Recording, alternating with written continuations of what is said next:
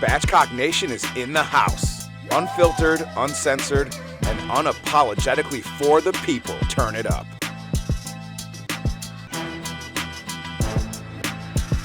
Yo, we're going to the limit for the To the Nines edition of the Afterparty, the companion podcast for the first series of Spatchcock Funk. And we got a great one today because we're talking about our season finale, which is all about dressing up, feeling good about yourself, self-awareness, making others feel good too. So let me introduce someone that always makes me feel good and others too.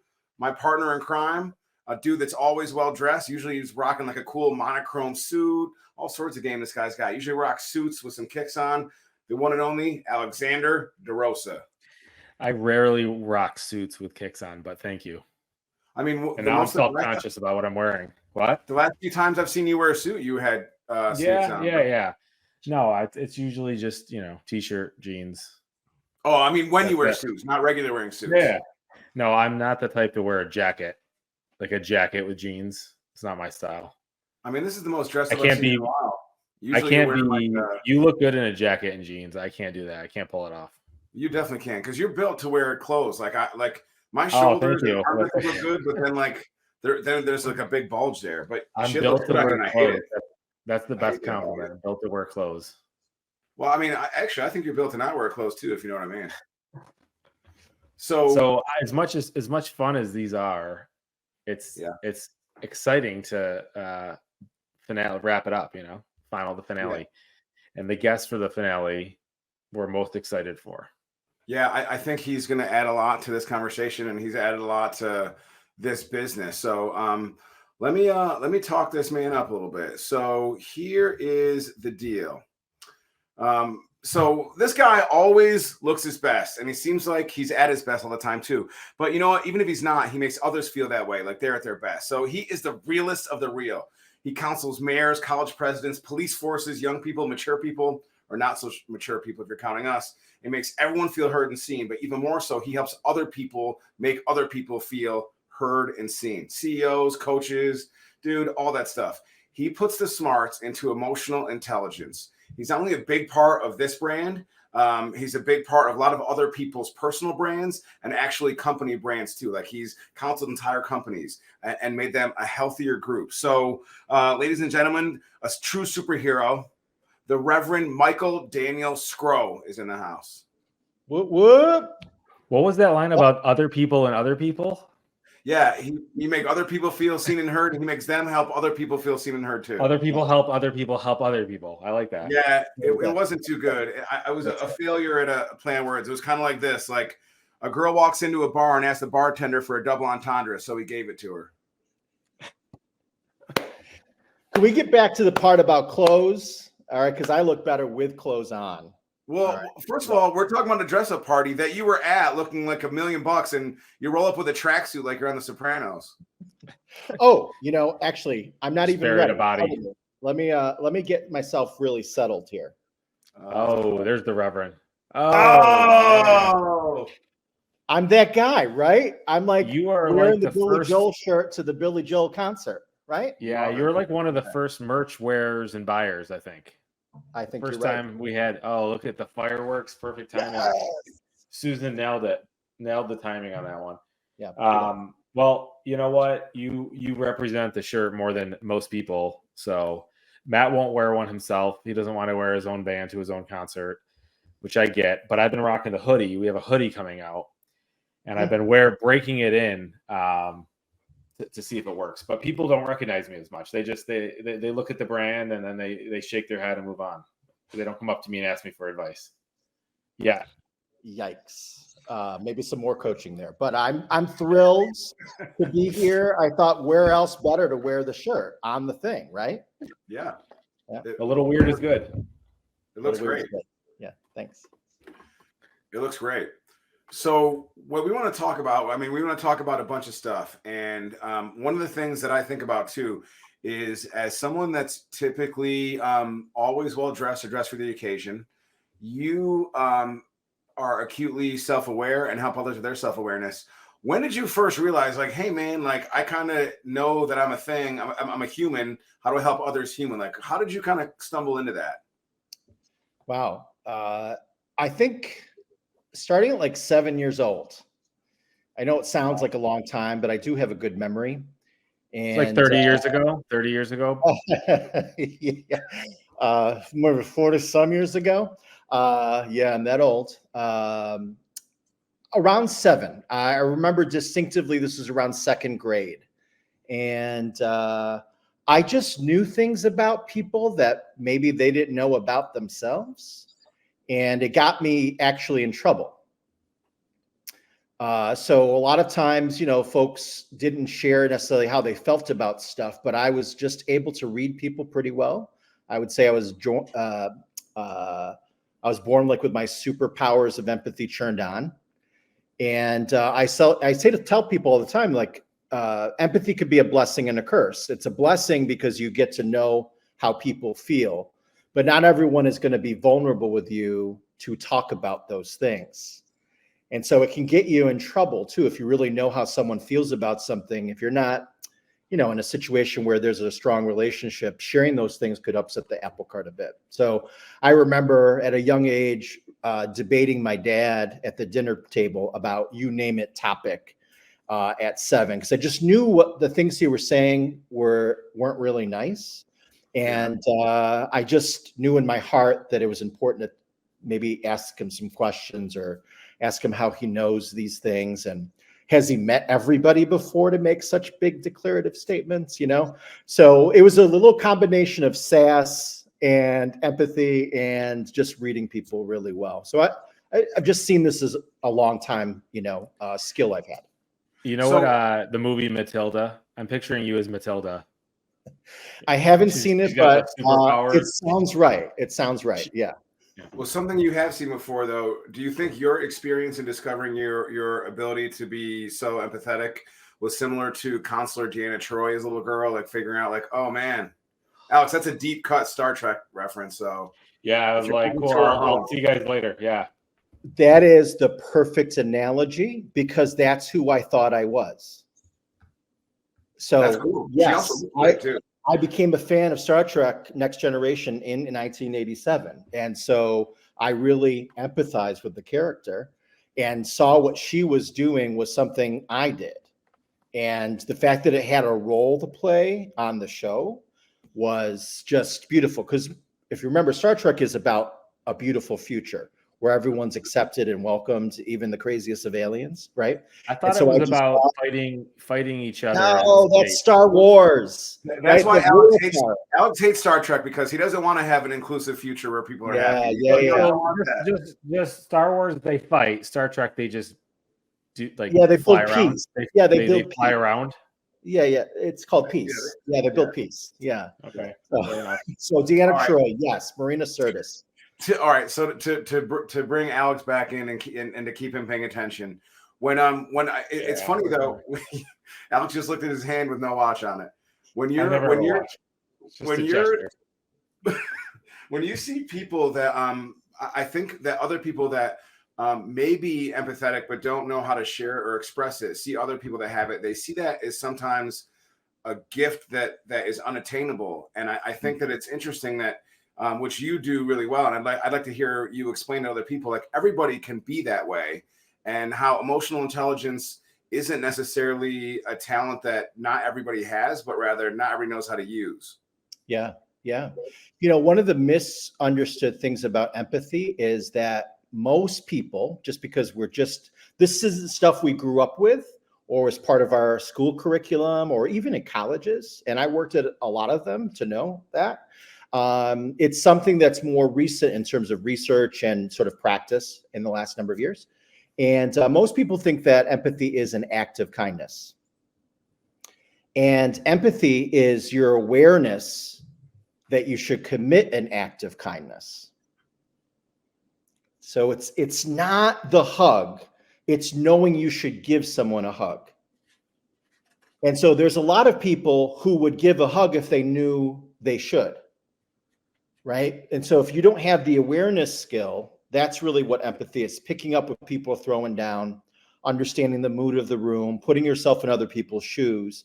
And for some of us, because we've got so much chaos going on in here, I call empathy a human radar. So it is a natural skill, But you can't extend your radar wide if you've got too much going on in here. So when people are stressed, there's no chance that empathy even has a chance. You have to sort of settle in here and take care of yourself so that radar can extend. And I think, frankly, if we look at our country, this is a struggle bus for the workplace, for families. Uncle Bob still hasn't been invited back to Thanksgiving dinner, right? So this is a challenge. But if everyone knew a little bit more about what it was, I think they would more readily use it. With emotional intelligence, it's kind of a buzzword these days. I feel like there's a lot of people that are just like, oh, I'm sick of hearing about it. But you talk about, as you were 7 years old, being empathetic, like that. It's not a new thing, but it feels like a new thing to a lot of people. Like, how do you talk to companies about that? Oh, carefully. All right. So if they're not coming to me and asking the question, it's a really hard thing to sell, because if you don't know what you don't know, how do you tell someone that they don't know something? Right. So, just like any good brands, I think I try and have tried to make coaching and training more accessible and showcase the fact that it's not just advice giving, it's really about transformation. I sort of have a business model where I share information for free all the time, but if you pay me, I'll help you get transformation, and so when I sort of come in peace to these companies, organizations who are even just curious about what value this can add, I usually ask them about the challenges they're facing. Well, everyone hates each other. Well, I can help with that, but I'm not helping them make money directly. All right. And so a lot of folks in sort of corporate America, even nonprofit, they want a magic pill solution that's going to solve everyone listening to them or making more money. And so I help people with indirect means to get to those goals, which is collegiality, collaboration, taking care of yourself, emotional intelligence, right? All those factors, which, if you have a strong, healthy organizational culture, there's nothing your team can't accomplish at the highest level. I think what most people think it is you're going to come in and throw a pizza party, walk through a PowerPoint, leave, and then everyone's happy. Yeah. I wish it was like that. I like pizza. Yeah. I mean, I do like pizza parties. Yeah, it's true. Temporary happiness. Well, that's what it is. It's that temporary happiness. But I also think that something that you both do well that I think a lot of people don't. Well, I shouldn't say a lot of people. We all know the person who comes and gives you advice, and they don't listen to a word you're saying. They just want to talk at you. You know what I mean? And they'll just have to be like, you'll be like, well, actually, I don't speak Spanish. Like, well, here's why you should use your Spanish speaking skills. Like, all right, but I just told you I don't do that. So, I think it's interesting how often we see that in the world and how other people kind of lack that self-awareness. So, and one thing that I don't know how to do, which I love your advice, and I'm sorry that the viewers and listeners will get it for free, but how can you help someone basically become aware that they are not self-aware? Wow. Well, I think it starts with first understanding that feelings are not facts. What? Yeah, I don't like that, but that's true. Okay. Feelings are not facts. Feelings are data.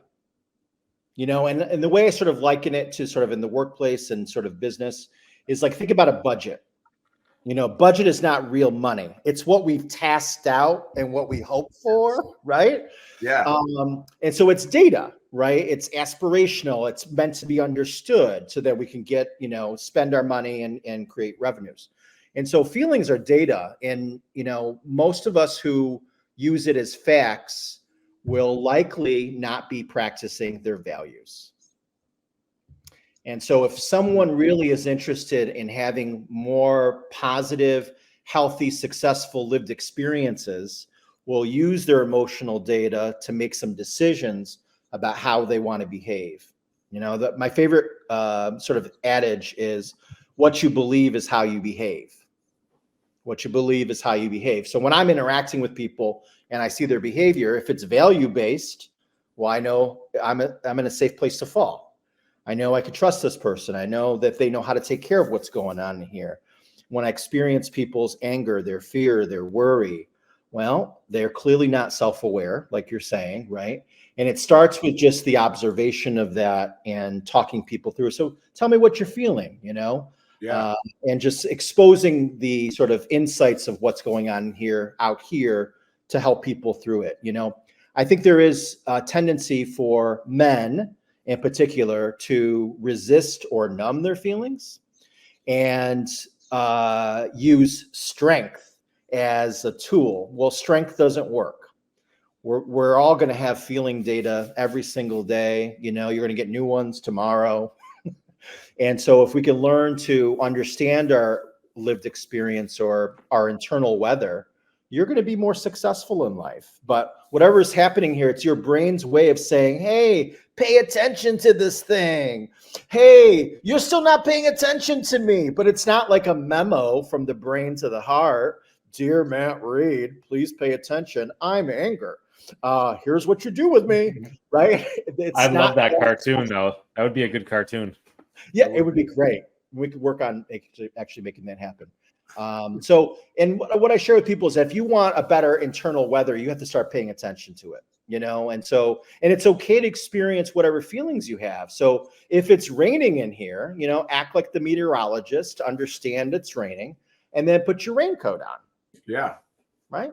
Yeah, absolutely. So you talked about age 7, you got this, you started to challenge things, and you could see the things that people didn't know about themselves.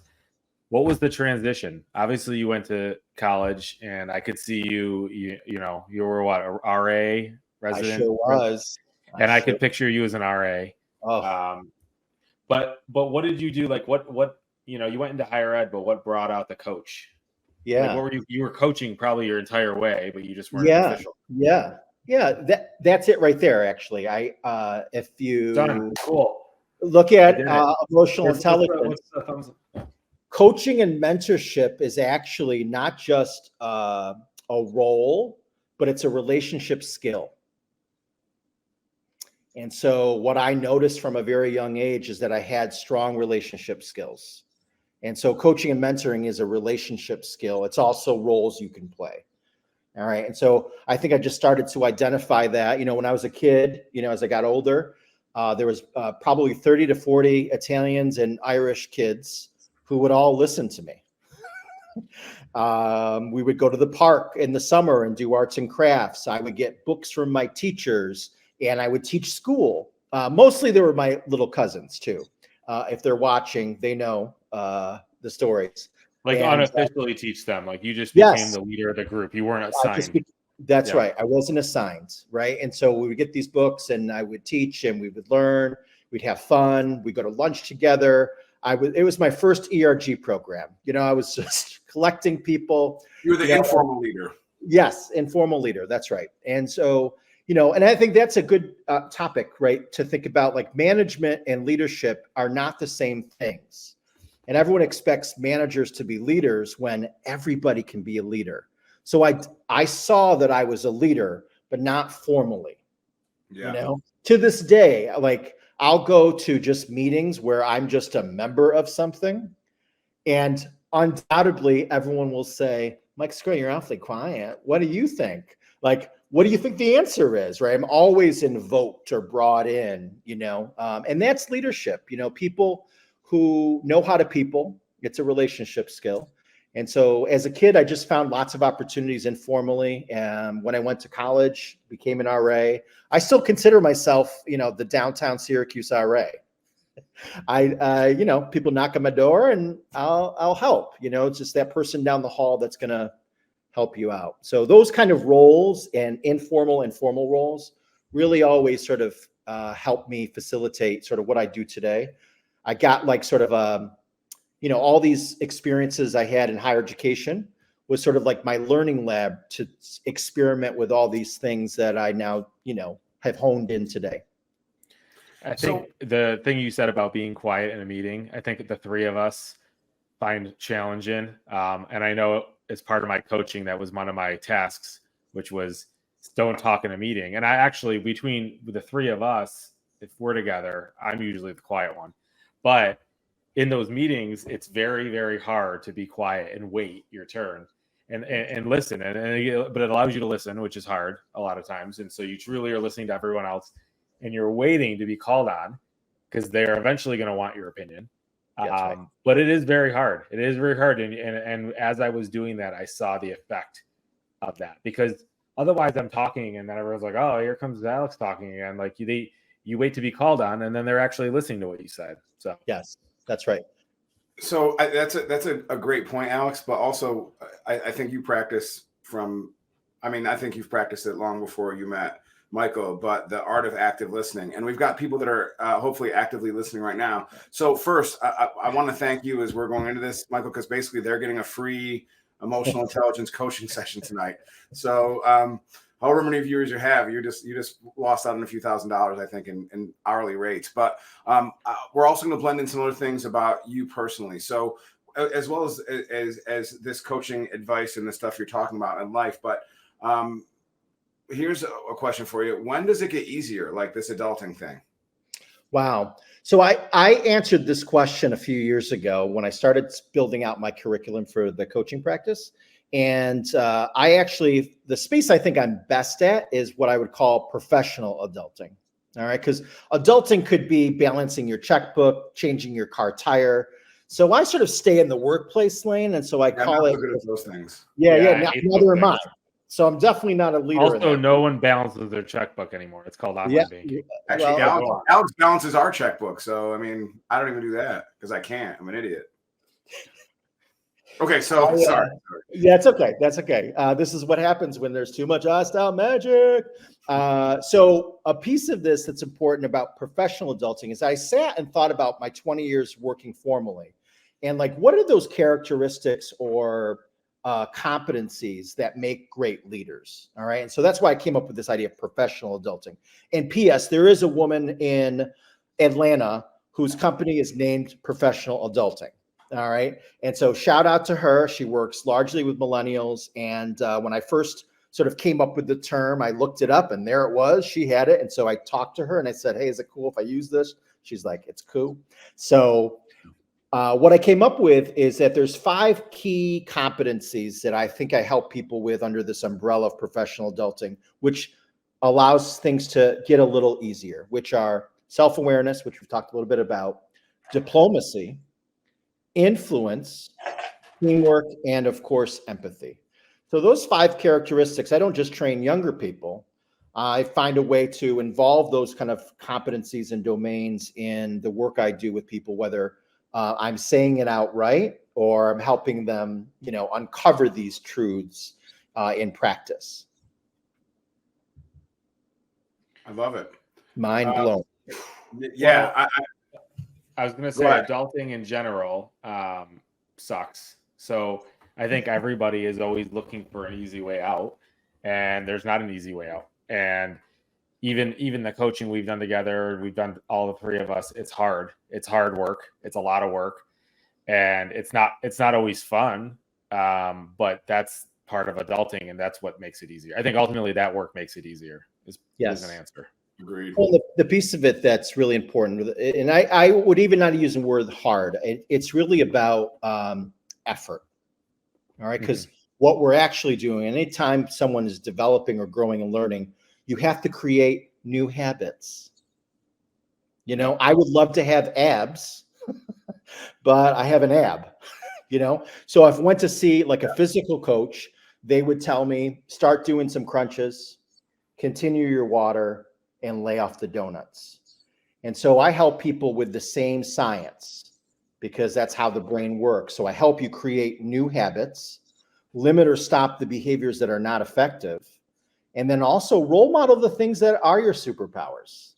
And it's that unique formula that actually gets people the change that they want. But it does require effort for those new habits that, don't show up for people. Whoever invented, can I swear? Oh, yeah. Yeah.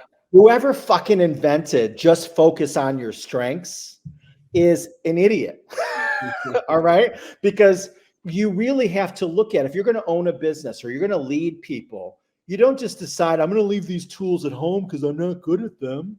No, you need all of them. And so all of us have to develop those blind spot areas. Otherwise, they will forever remain a blind spot and you will forever remain sort of lukewarm. You'll plateau in your career or in your leadership ability because you haven't looked at those other things. And so I hope I try to create a space for people to dialogue about that. But we use some assessments, we use some tools to get people to talk about that stuff. And it's always better when they say to me, hey, it looks like I'm an asshole.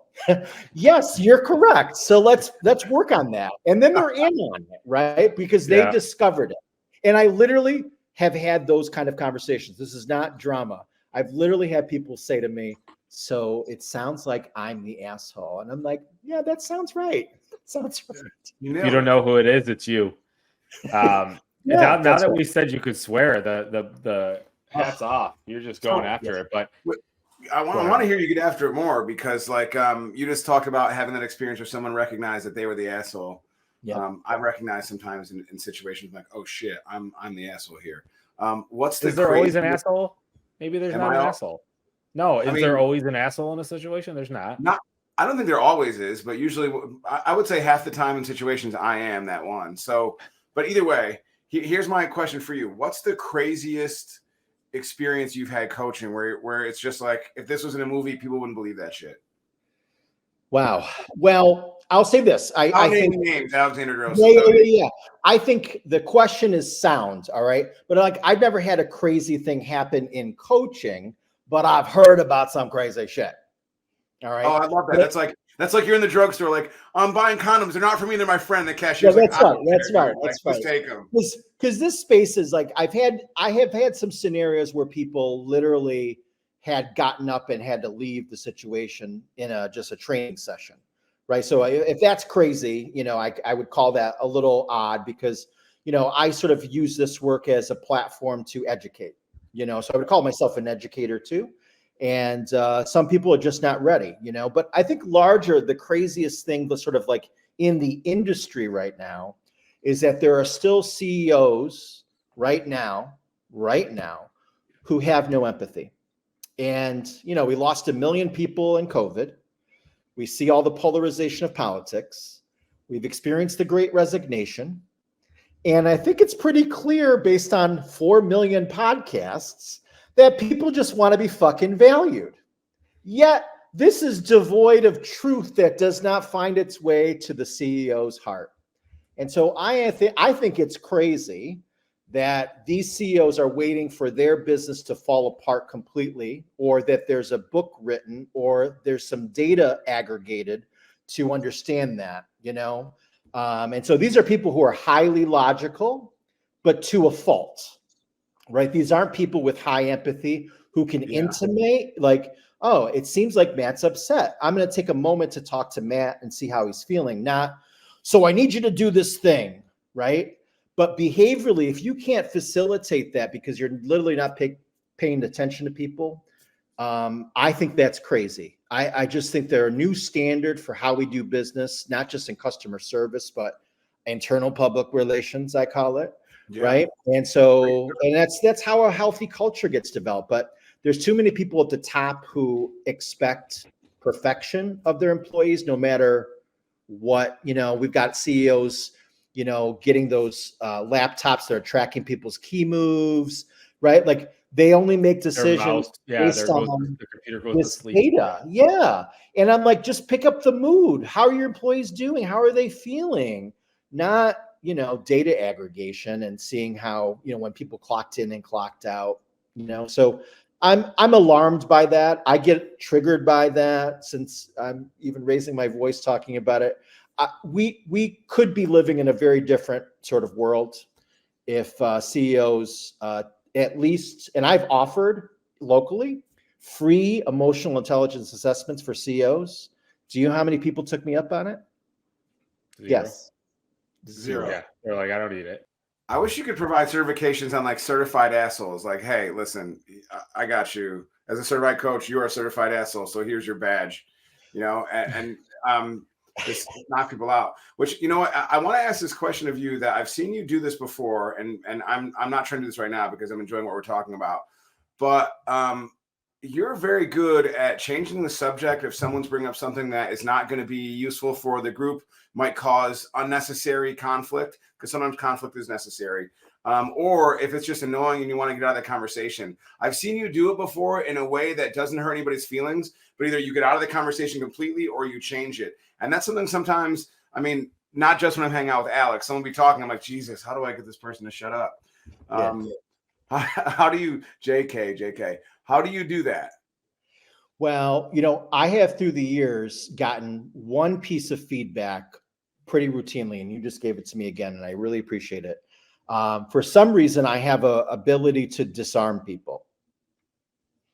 And I can't tell you exactly how I do it. I could just give you some clues, and whatever someone says, I'm just not judging it. Right? I can't believe you said that. I just welcome it, you know, even if it's ignorant. I might ask a question, or I might teach me like your point of view, what's going on with that, right? And when you disarm somebody, they're also willing to pivot because they were able to say the things they wanted to say. You know, most of my like one-off training sessions, one of my expectations at the very beginning of the training is that we're all going to come at this with different language. And while we're looking to create an inclusive space, let's just forgive everybody for the words they use and then create a common language about the topic that we are talking about. So I guess I just don't judge it and do this while it's happening, which disarms everybody. And I think for people who are not taking care of their feelings, they feel that they're endorsing someone's bad idea or crummy thing that they said. And so if you're not taking care of that in here, that's just a feeling you're having. But if you know, I tell people all the time, protest outside of City Hall is wonderful, right? You're upset about something, protest, it's an American right. But if you're actually going to sit down with the mayor, protest is not the vibe. Right. It's actually facilitating the conversation, being diplomatic, being persuasive, getting the mayor to think about your idea. But this will never work. So people don't know how to make that pivot. So that's sort of like my trade secret. I just try to disarm people, not judge them, and just be okay with it. I've also, you know, it's funny that you mentioned about the disarmament, because I've also seen this happen with you before, and it's actually a beautiful thing to see. But I'm sure sometimes at one time I saw it was kind of like, oh shit, this is crazy. Is that disarming thing? People are just like, oh cool, I'm not gonna be judged here, and then they'll provide too much information. Like I was with you at a situation, and someone was talking, and all of a sudden, like, I mean, then we're talking like, oh my gosh, you know, my husband wants me to dress up like the guy from Spatchcock Funk, but like something comes out, and you're like, whoa. Which one? Probably you. I admit it. You know what I mean? Like, so what do you do in that sense? You've created a safe space, and all of a sudden someone's oversharing, and they're like, you know what? Yeah. Well, you know, once the cat's out of the bag, all we can do is sort of mitigate.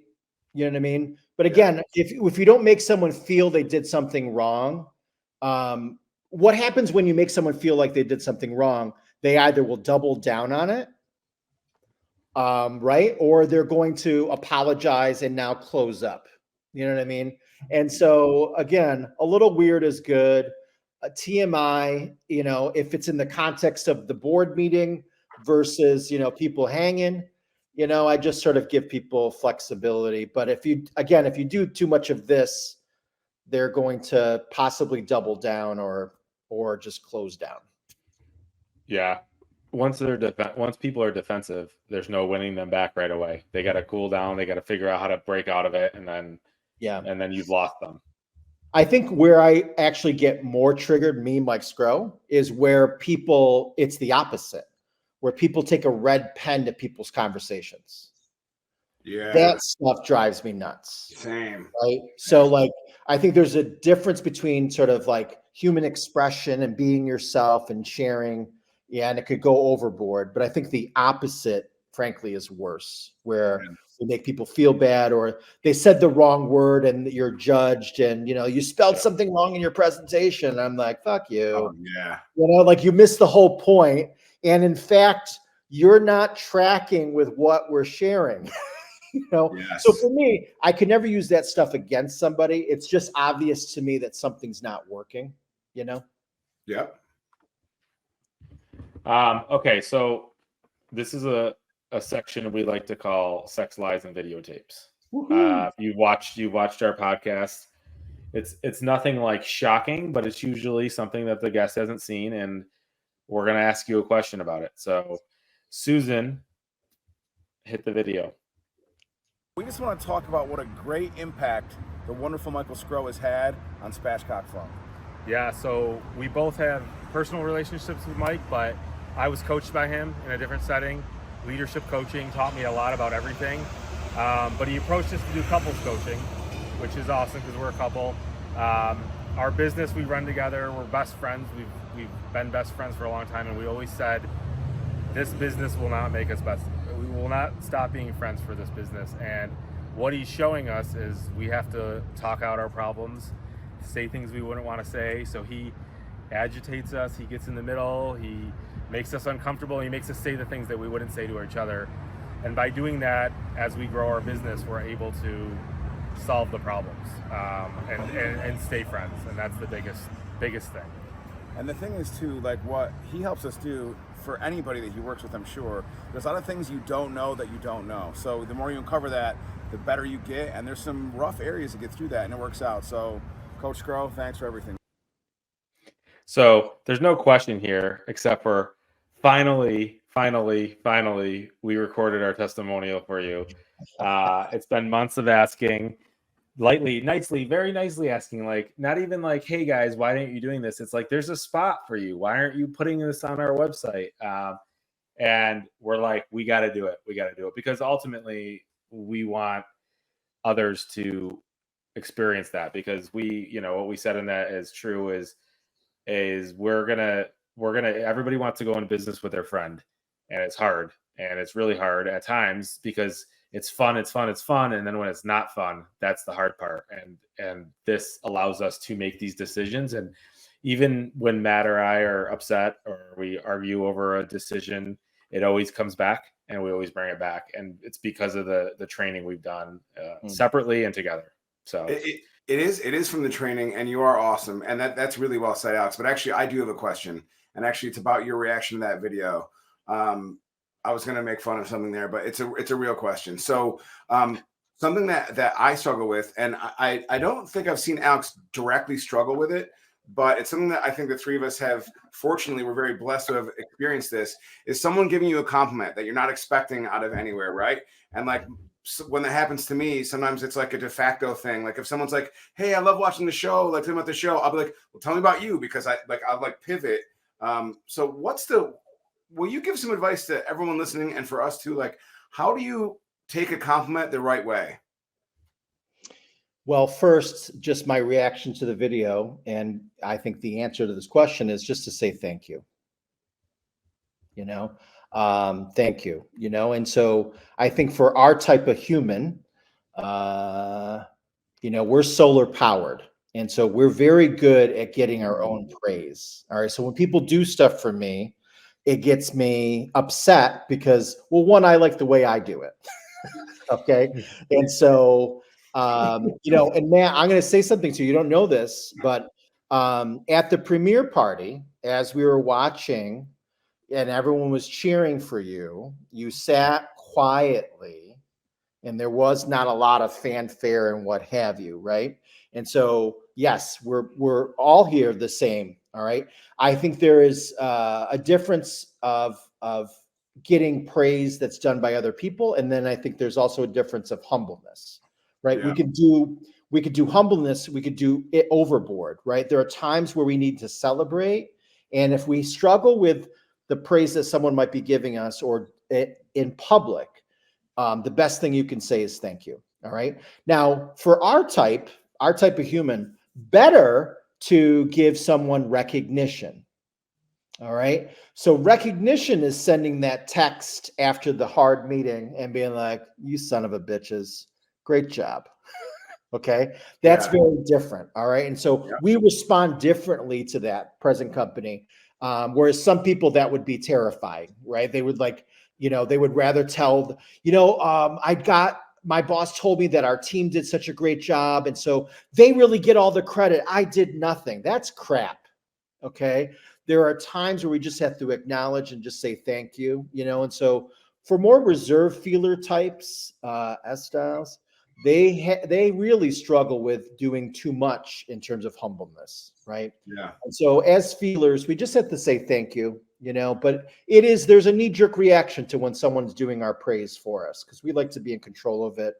And so when in doubt, private recognition.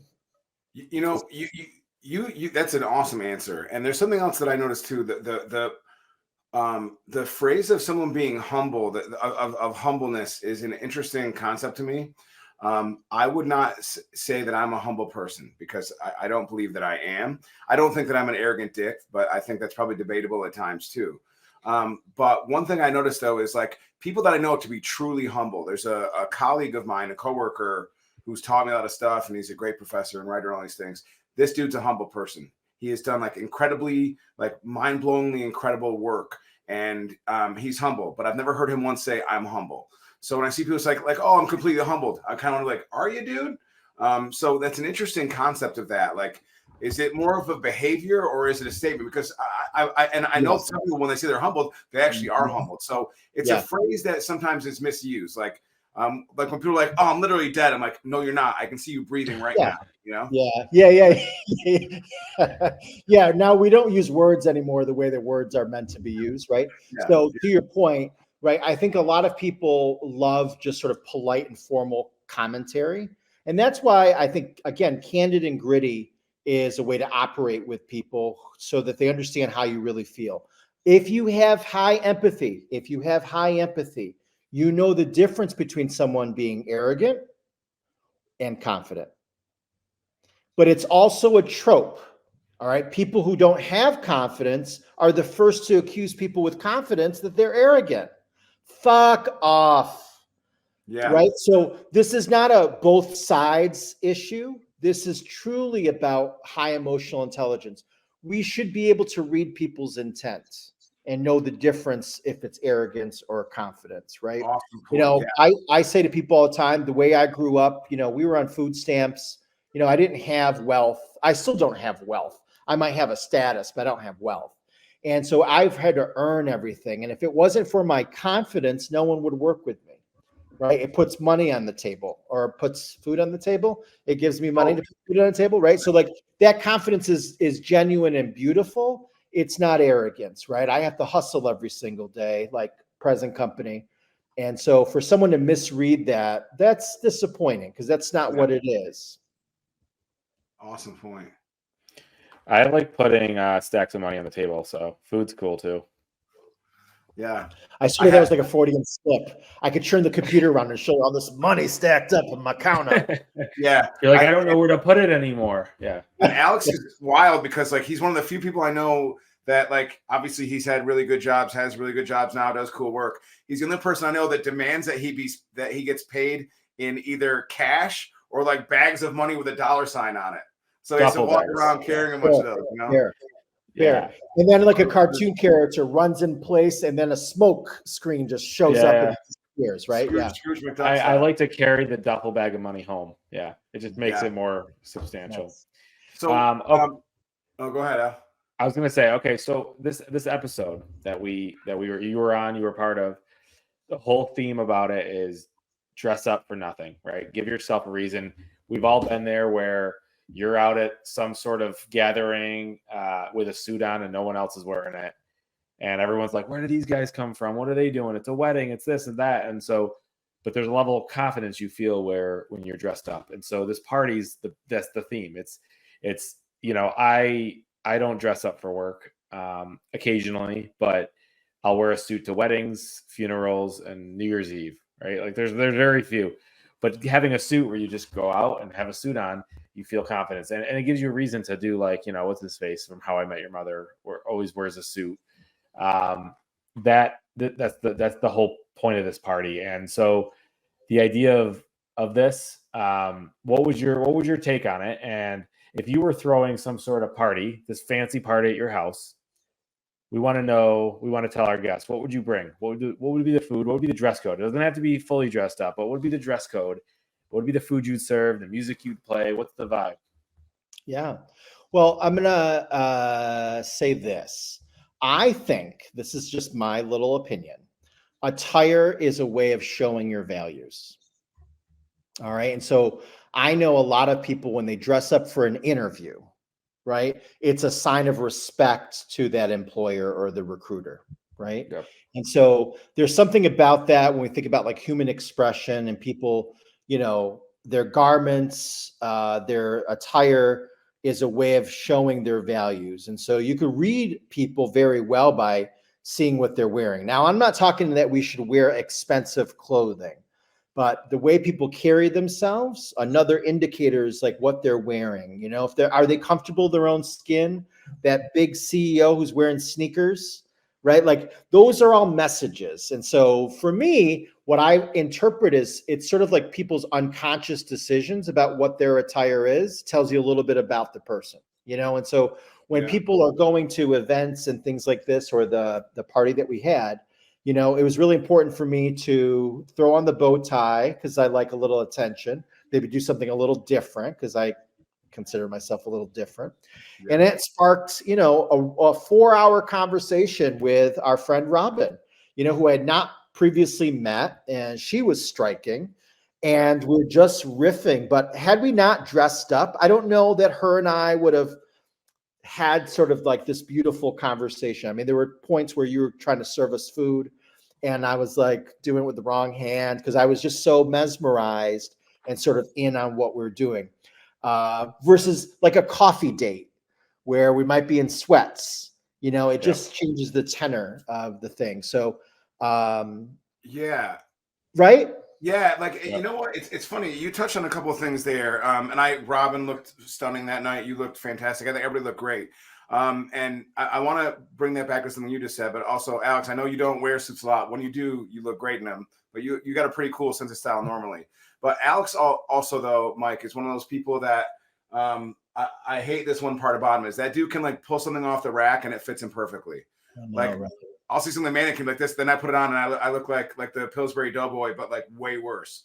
Because the Pillsbury Doughboy is actually really cute. So, what are some things that everybody should have in their wardrobe, men or women? Like, because it doesn't have to be expensive. You can get cool stuff at Marshalls or thrift stores. What are some things that you think everybody should have in a professional wardrobe or like just to have access to? Yes. Well, I'm going to talk inclusively. All right, not gender this. All right. Okay. So one of the things that I think I like to do and I like to see people do is to have some accoutrement. All right. So not just what you're wearing, but like, is it a watch? Is it an earring? Is it a brooch? Is it a pin? Right. These are all little indicators about like what you're vibing with. Right. Yeah. I remember I went to a gala and the star of this episode, Evelyn Ingram, saw me and I went up to her and she was just delighted that I had this huge, almost diamond crusted, it's not diamond, but looking like diamond crusted elephant brooch. Dope. And it just was like maybe a little too big for me, but you know what? It sent the right message.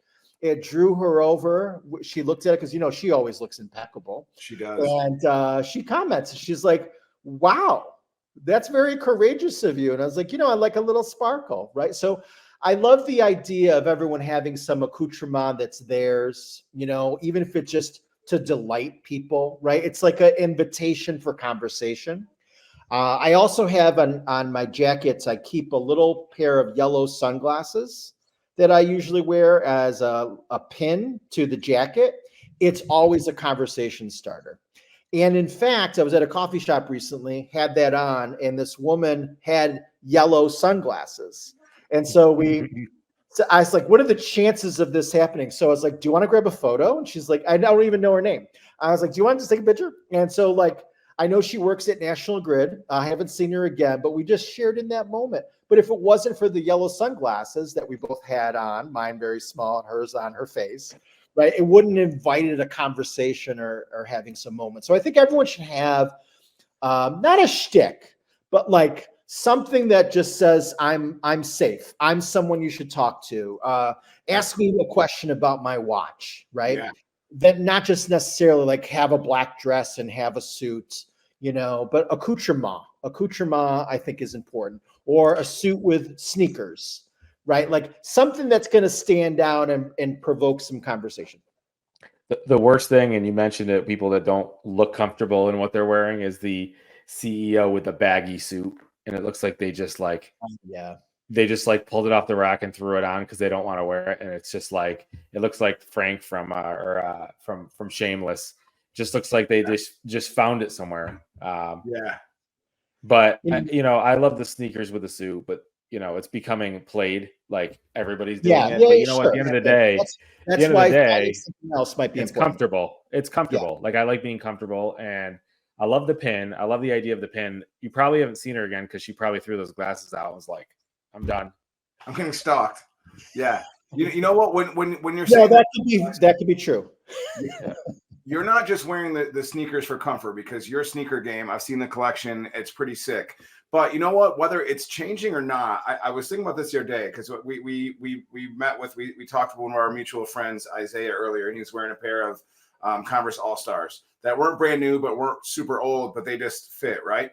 So there's some styles that don't go out of style, and I hope that sneakers with suits are one of them, because I love that look. I like doing it myself, particularly like a clean pair of Air Force Ones. But one of the things that I think about, whether you were mentioning Robin, or I think about my wife, she loves to wear things that have like an aggressive, like a leather collar with a leather jacket with like spikes on it, and like rattlesnake skin pants and stuff. Yes. One of the things I think that works out for me though is it might not be something that I typically would wear or even think is super fashionable, but I see someone like having the confidence in it where you can tell they feel like they look good in it, and that makes me think they look good, right? So I think there's a lot to be said about that too. So I think that goes far with things. And just to say, Alex, you're talking about the baggy suit. When I coach people, particularly if they're C-suite, or business owners, we talk often about executive presence, right? And so Stephanie is a great example of someone who walks in the room with executive presence. It's not just her demeanor, but her attire reflects that. Right. Yeah. And so it's really important to make sure you're comfortable in your own skin, and that however you express it, the suit should fit. You should feel confident in it, because it then makes you confident and you exude that. So executive presence is important. But I also will say this. It's really important to know context. All right. So if I go out into the community and do volunteer work, I ain't dressing up. Right. It's important to be in regular clothes, casual, right? So context is also important. So difference between the boardroom versus the soup kitchen, right? We should just know context, because then we can create a space where no one feels, intimidated or feels just, not in the right place. Right. Yeah. So context is really important. And if I could share one more thing about wigs, Cher said many years ago, she said she did an interview with Oprah, and she was blonde at the time. And Oprah's like, "What's with blonde?" And Cher just said, "It's a mood." And so I just love that, because when we think about the accoutrement, the hairstyle, maybe dyeing your hair, jewelry, all of that stuff, it's a mood. And so I just love the idea of playing with all this stuff and raising the bar for like human expression, your heritage. Right. Yeah. All those things could come through. So we don't have to be vanilla about all of this stuff to feel like that's what corporate America wants. I think we could all, since COVID, I think we can lighten up a little bit as to really expressing ourselves through attire, through the accoutrement. And especially since Zoom allowed you to blur your background. That was the best thing ever. Yes. Now they can do whatever they want in the foreground. Or maybe not wear pants. Yeah.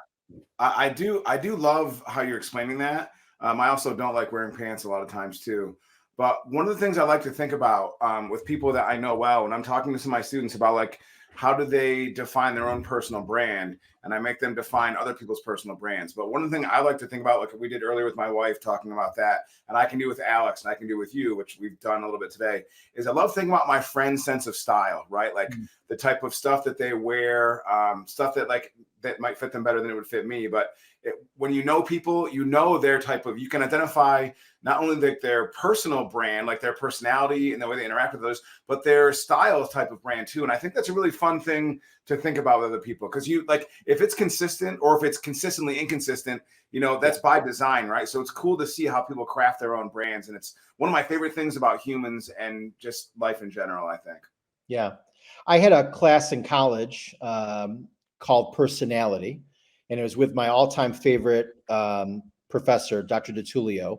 Now, just in case Father Heverin is watching, you're also my favorite. And the class was called Personality, and it was a nighttime class. So it was a lot of continuous learners and then me, because it was the only section I could get into. And I recently had dinner with Dr. DeTullio, and I just said to her, thank you for letting me be myself, almost like as a case study in that class, because she was able to share sort of like some of the things that I was doing with the adult learners as part of, you know, like the classwork, right? Because personality and having your unique expression of self, I certainly gave her a lot of fodder for the classroom. You know what I mean? So that was just a really cool thing. And since then, I just realized, you know, being myself is always something I want to do. I don't want to not be myself. It's way more fun that way. I love it, man. And be yourself, because everybody else is already taken. So we're going to move on to the lightning round. And I mean, every time I ever spend time with you, and actually this is true of Alex too, like I'm not like, oh shit, I wish this would be over with, but we've got to move on to this, because there's some interesting questions. So we want to put you in a tough position. So we're going to give you a lightning round. We're going to give you 6 questions, and it's an either this or that. And you've got to tell us, you've watched it. You've got to tell us what and why. Ready? Love it. So I'm gonna go first. You have one night, you're karaokeing all night, having a great time, and you have one partner with you doing the karaoke's. It's either Cher or Lady Gaga. Oh, Cher, 100%. What? Okay. Yeah. Yeah. Oh, shocked. She's the original. Oh my gosh. Annie just referenced her. Well, I know, but I love them both, but we were in your apartment one time hanging out, and like there was the Lady Gaga live show on there, and I could tell that it had been taped and it had been paused, right? So sure. Because I think Cher is fantastic, and I love the video where she's wearing like the leather lingerie on the battleship, and some of her songs and stuff. But Lady Gaga is my choice, but I'm surprised how quickly you answered that. So Lady Gaga, you're probably not listening, but if you are, I'll sing with you anytime. Forget about what Michael said. Well, Cher, because I mean, she literally has had a hit song for like every decade since she's been out in the scene, right? So like she has endurance. She is a gay icon to many because of her ability to express herself and endure. And I think I think Gaga's on her way of doing that, right? I was gonna say, Gaga does that stuff, but hasn't done it for the duration 100%. Yet. But she's a gay icon. Yeah, that's fair. That's right. Good. Cher did it when it wasn't popular, right? Great point. You're welcome. I'll be here all week. Okay, this question's pretty simple. Unicorn or dolphin? Oh, adios mio. That's great. Oh gosh. Yikes. I'm going to go with dolphin. And the reason why was not expecting that. The reason why is they are considered the smartest animal on the planet. And they swim together. I'm not sure what unicorns do together. All right. Maybe they poke each other, but be that as it may, dolphins swim together and they stay together. And so I think dolphin. I know dolphin. And they get a little frisky, from what I've heard. Sure do. They do. From what you've heard, from what Alex has experienced. I've never seen a dolphin. Whenever they go on vacation, he says to April, he's like, we have to do the dolphin experience. We have to do the dolphin experience. And he tries to get in naked. They're like, sir, you have to wear a suit in here. Yes. Well, it's really weird. Can I share one more thing about it? We don't think on the show, Michael, so ask him about it. I'm also a Lemoyne grad, and what I could share is when I worked at the college, we would go with admissions to recruitment fairs, and I would talk a little bit about why Lemoyne, and inevitably someone would raise their hand and say, "Why a dolphin?" all right, in this landlocked area, right? And so what we would share and what I would share is that it's a symbol of peace and grace. And so I think so much of what I do every single day since 7 years old is try to bring peace and grace to whatever the situation might be. So it's more than just fun, you know, it's a really symbolism to, like, I think the values I share, you know, with present company. Man, that was a way better question than I was expecting. It was just a fun question. You had a good answer. You made it a good question. And Thank you. I mean, now you can't answer this, but Susan, our awesome producer, chimed in. What are your feelings on narwhals? Because they're both unicorns and dolphin. Like, I think it's narwhal. Narwhal, something. Yeah, there's a song about it. I'll have my research department get back to you. Okay. My research department, I mean Google. So what do you feel like gives you a better sense of like accomplishment and feeling good? The perfectly tied necktie that you're looking like $1 million in, or the end of the night, a successful night, and you've got the untied bow tie on with the first collar undone, first button undone? The untied experience. I'm well, in my youth, I was pretty famous for disrobing on the dance floor. So I could just tell you that experience is what I was hearing you say with the bow tie just being untied. So yeah, I've gotten in trouble for it many a time. It's no longer a behavior that I express, but it was something I did, you know, in my 20s. Love it. Okay. Absolutely love it. Same. I could see that. Okay. So if today was your last day on Earth and you would be recreated as something, would you rather be an AI version of yourself that could be teaching people, or a cartoon version of yourself that's just entertaining people? Oh my goodness. So, you know, if I C-style this, I'll be like, can I be a cartoon AI? You know, but I understand the question. I would say AI.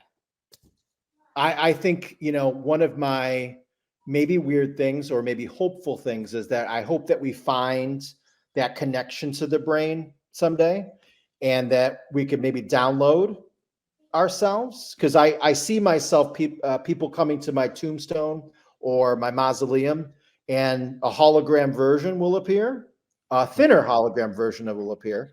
And it'll be sort of programmable. So like Matt Reed will show up, be like, "Hey, bro, what's going on?" And like I'll show up in my hologram. I'll be like, "You haven't showed up in 3 years. What the fuck? I've had this message for 3 years, right?" So I think AI. I think I would love to have like this existence continue in some way.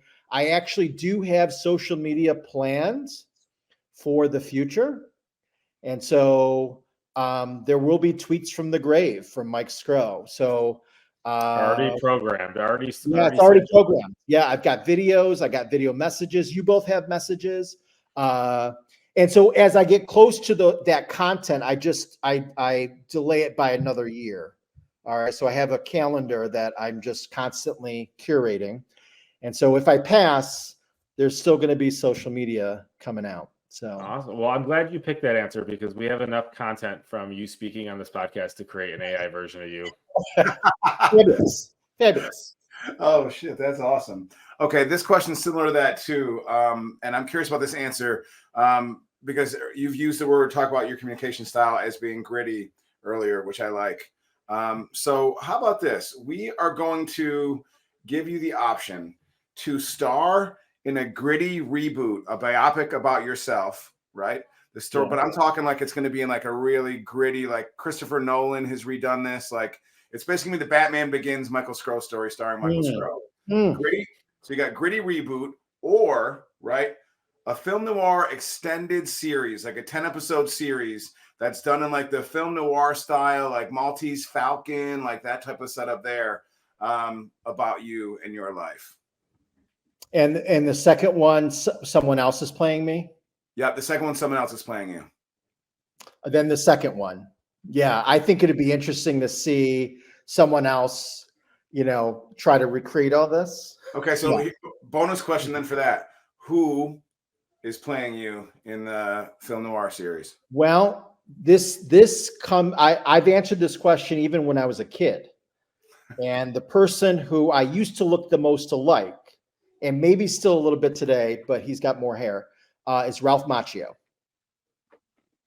I was going to say Stanley Tucci would be a good one for you, but Okay, well, yeah, but if you look back through time, if you look at my childhood photos and what Ralph Macchio looked like, okay. we're pretty similar. So I could see as believable, you know? Yeah, I think I could, because I enjoy Cobra Kai, and I also like My Cousin Vinny and stuff like that. I wonder how he does in seriously dramatic roles. I've got to go back and check that, because I think a series about your life is going to have really funny parts, but it's going to be like a black comedy. You know what I mean? Like, it's going to be really good, but there's going to be some dark shit in there. Well, if I did the gritty thing, I think I would break the fourth wall the whole time. I'd just be like, and you. Yeah, I'd say something. I'm like, I know I'm acting out this scene right now, but what you should know about you is this, right? I just wouldn't do it well. I think I'd want to be serious, but I think I would break the fourth wall. Love it. Okay. Rainy day or sunny day? Oh gosh. I know you probably thought I was going to say sunny day, but rainy day. No, I thought you were going to say rainy day. Okay, good. Yeah, rainy day. I love just hanging out on the couch, the pitter patter of the rain, hanging with the dog, maybe listen to some music, and just taking it all in. Right, just staying present. My style. Everybody here, we could be very future forward and visionary and want to stay in that future. And so, any chance I get to just stay present, the better. And so today was the perfect day for you. Then you got both. You got the beautiful sun. I was asking, as like sunny days, people are all happy. It's like the false sense of happiness, because people are like, "Oh my God, this is the best day ever." Rainy days is where you do your work. Yeah, I used to do a lot of alumni work for colleges. All right, and so inevitably we'd have a reunion weekend, and on the Sunday of when everyone's leaving, it would sometimes rain, and I always just thought it just washed away the naughtiness from the weekend. And so for me, there's something like renewing about rain and growth and like settling, and so that's always sort of stuck with me. I sort of like those moments just to recharge. Nature, water is such a beautiful thing. I'm an air sign, but I love water. I don't know what sign I am, but I do like to recharge. However, I like to hang on to that naughtiness. So what is something our audience can hang on to about you, Mike? What's something that you want them to know about right now, like that they should think about, or about you, or anything that you're working on out Syracuse, whatever, man? Tell the people what they want. Well, I'm here for you. I will never judge anybody. And so if you're looking for just a private, one-off, one conversation, it's complimentary. And if I can give you some insights about whatever it is you're challenged by or the goals that you have, there's no obligation to stay in touch or pay me, right? So I've wanted to really make what I do accessible to the masses. And, I have probably a few thousand people I visit with a year. Some of those are paid, some of those are complimentary, some of them are just one-off meaningful experience. And so that's what I want people to know, that I'm here to help. If you've got someone in your corner, you're more likely to take some action to get to the results you're looking for. All right, y'all. So Michael, well, real quick, Matt, I want to just get every one of these podcasts, we've had a hypothetical fake logo in the corner as our sponsor. Some of them are real, but they're just old companies or funny companies, but we picked you. We wanted the real deal, so we stuck your logo in the corner. So, and to that end, go to michaelsgro.com. You can find him on any social media platform. And he wasn't lying, y'all. He's been a champion for us. He's a champion for everybody you can think of. If you care about other people or want to care or be cared about, he is that person. Reach out to him, because it is worth your time. And if you listen and pay attention and give your all, it's going to change your life. So to Michael Sgro for changing our brand for the better, changing our lives, for the people out there watching the show and everything else, we super appreciate you. Spatchcock Funk, Michael Sgro. Thanks a lot, y'all.